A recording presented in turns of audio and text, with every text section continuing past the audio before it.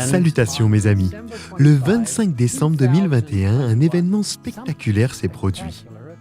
Le télescope spatial James Webb, identifié comme l'observatoire spatial le plus compliqué et le plus coûteux de l'histoire, est parti dans l'espace pour rejoindre sa destination à 1,4 million de kilomètres de la Terre.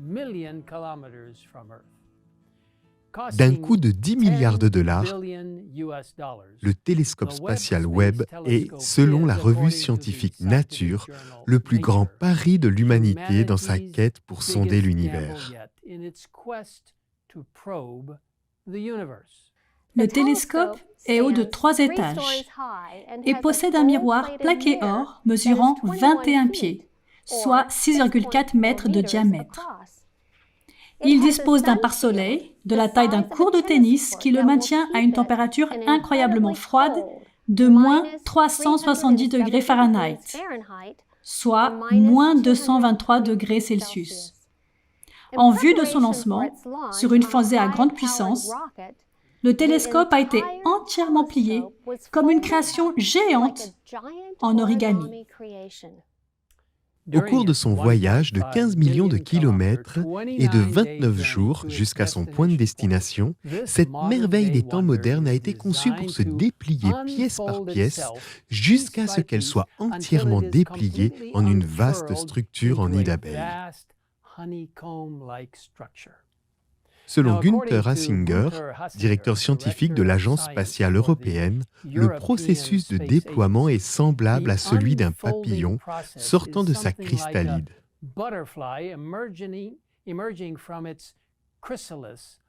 Même s'il s'agit d'un papillon très grand, coûteux et complexe. Une fois qu'il aura atteint sa destination et qu'il se sera refroidi à cette température incroyablement basse, ce télescope merveilleusement conçu sera en mesure de capter les lueurs de galaxies lointaines et d'autres objets cosmiques dans des longueurs d'onde infrarouges. Grâce à sa vision infrarouge, il sera capable de pénétrer dans des régions couvertes de poussière, comme les lieux de naissance des étoiles, et de sonder l'atmosphère des planètes situées au-delà du système solaire, indique la revue scientifique Nature.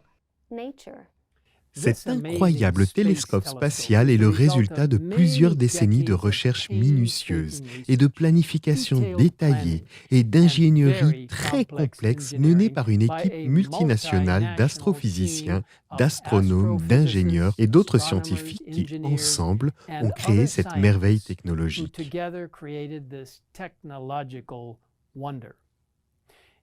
Il est conçu pour accomplir ce qu'aucun autre télescope spatial n'a été capable de faire. Pénétrer profondément dans le cosmos et voir la lumière de ce que les scientifiques pensent avoir été les premières galaxies à se former, après ce qu'ils appellent le Big Bang. En scrutant ce qu'ils croient être l'aube des temps, les scientifiques cherchent des signes de vie. C'est le début de l'une des missions les plus étonnantes que l'humanité ait conçues, a déclaré Thomas Zurbuchen, responsable scientifique de la NASA, lors d'une retransmission sur Internet depuis le site de lancement. Bien qu'il s'agisse en effet d'une réalisation étonnante, ce qui est ironique, c'est que la plupart des personnes qui reconnaissent librement la conception détaillée et l'ingénierie de cette merveille créée par l'homme ne voient pas comment le vaste univers que ce télescope spatial est censé explorer a été conçu, élaboré et créé par un Dieu tout-puissant qui a créé le monde par la seule puissance de ses mots.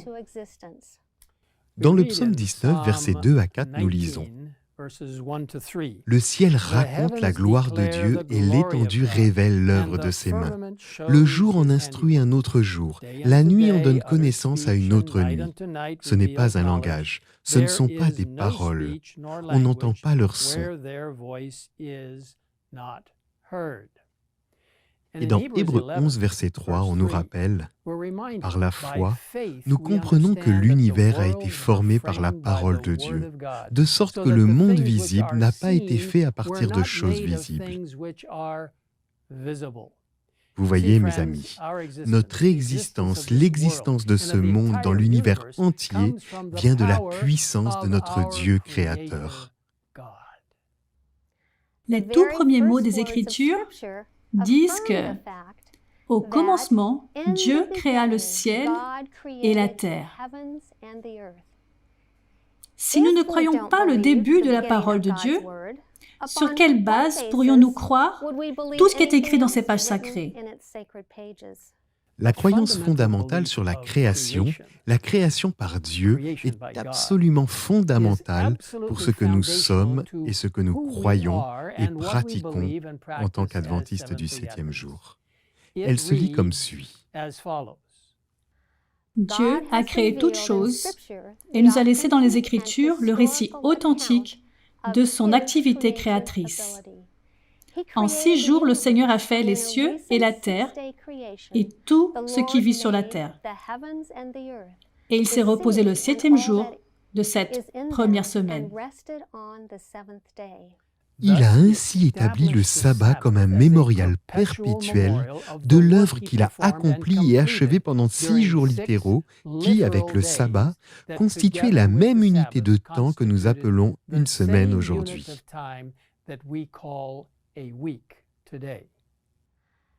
Le premier couple, homme et femme, fut créé à l'image de Dieu, comme le couronnement de la création. Il reçut le pouvoir de dominer le monde et fut chargé d'en prendre soin.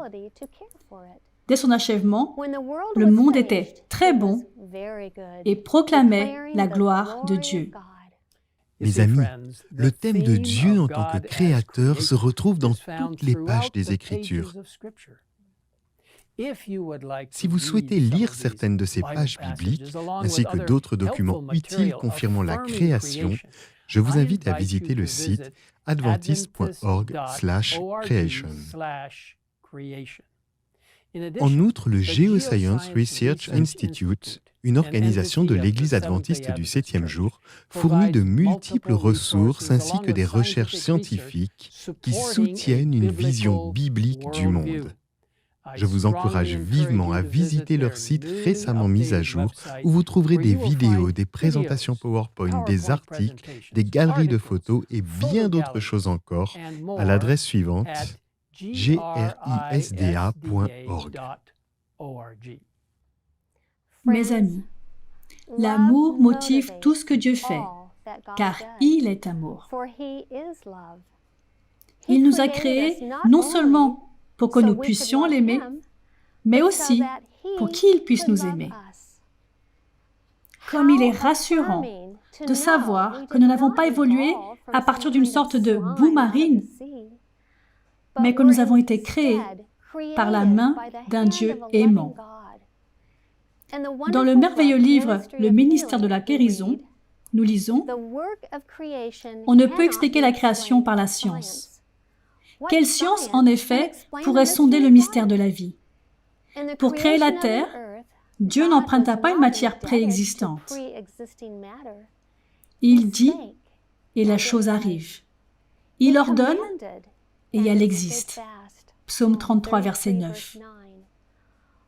Tout, que ce soit dans le domaine matériel ou spirituel, parut à la voix de l'Éternel et fut créé d'après ses desseins. Les cieux et toute leur armée, la terre et tout ce qu'elle renferme, vinrent à l'existence par le souffle de sa bouche. L'action d'un Dieu personnel se manifesta à la création de l'homme. Nous lisons ensuite. Lorsque le Seigneur eut fait celui-ci à son image, la forme de son corps était parfaite, mais il manquait la vie. C'est alors qu'un Dieu personnel, existant par lui-même, souffla dans ses narines un souffle de vie, et l'homme devint un être vivant et intelligent. Les organes du corps humain furent mis en mouvement. Le cœur, les artères, les veines, la langue, les mains, les pieds, les sens, les facultés de l'esprit, tout s'anima et fut soumis à des lois. L'homme devint une âme vivante. C'est un Dieu personnel qui, par le Christ, la parole, créa l'homme et le revêtit d'intelligence et de force. Quelle pensée profonde que de savoir que nous avons été créés par un Dieu personnel, qui existe par lui-même, qui nous aime et nous a dotés d'intelligence et de force. Dans la prochaine vidéo, nous examinerons de plus près pourquoi la compréhension de la création est si importante et en quoi elle est fondamentale pour nos vies aujourd'hui. Mais en attendant, sachez que celui qui a créé le vaste univers est le même Dieu qui vous a créé, vous aime et prend soin de vous. Prenons un moment pour le remercier.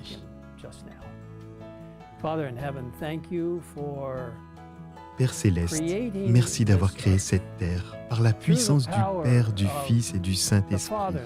Cette belle terre a vu le jour. Nous te remercions pour le privilège de vivre ici, sachant qu'un jour prochain, tu referas complètement cette terre, à nouveau dans une forme parfaite. Merci de nous écouter dans cette prière et merci de nous donner la vie éternelle grâce à ce que Jésus a fait. Nous te le demandons au nom du Christ. Amen. In Christ's name we ask it. Amen.